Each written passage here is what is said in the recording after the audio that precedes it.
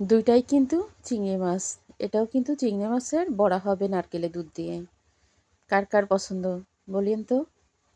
আমার কিন্তু অনেক বেশি পছন্দ চিংড়ি মাছের বড়া নারকেলের দুধ দিয়ে রান্না করে, একদম তেল ফুটায় শুকনা শুকনা করে, অনেক বেশি মজা লাগে কিন্তু।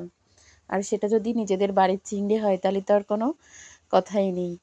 তো এইখানে হচ্ছে আমি চিংড়ি মাছের ভিতরে একটু করে পেঁয়াজ রসুন অল্প অল্প করেই দিছি, কারণ এগুলা তো অনেক বেশি দিতে হয় না।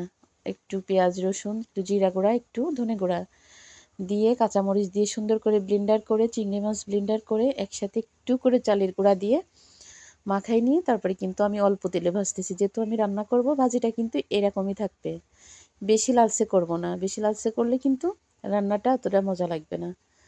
তো এটা কিন্তু আবার আমার দাদি শাশুড়িরে দেখিছি চিংড়ি মাছ এইভাবে বড়া বানায় পানিতে দেয়, ফুটান্ত পানিতে দিয়ে।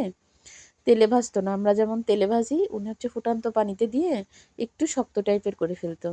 আসলে আগের কালে মানুষের রান্নায় স্বাদও ছিল, মজাও ছিল, আর তারা অনেক টেকনিকে কিন্তু রান্না করতো, যেগুলো আমরা চেষ্টা করলেও পারি না। দেখেন চিংড়ি মাছগুলো কিন্তু একদম বাটার পরে কালো কালো। আসলে চিংড়ি মাছের পরটা বের করলাম যখন, তখন আর রাখতে গেলাম না, চিংড়ি মাছ দিয়ে চপ করলাম, চিংড়ি মাছ দিয়ে আবার বড় রান্না করলাম নারকেলের দুধ দিয়ে।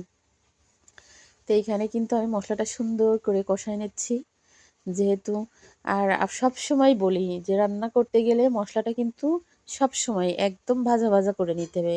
তরকারির স্বাদ কিন্তু মশলা কষানোতে।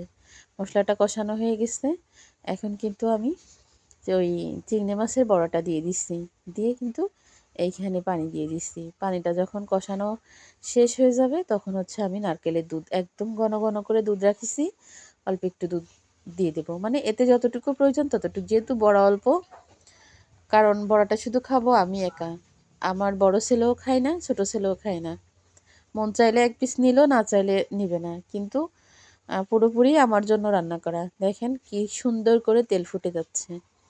আসলে তরকারিটা রান্না করি সব সময়, তরকারি রান্না বলেন, যাই কিছু রান্না করি না কেন, সব কিছুই কিন্তু সুন্দর মতো পরিপূর্ণভাবে চেষ্টা করি।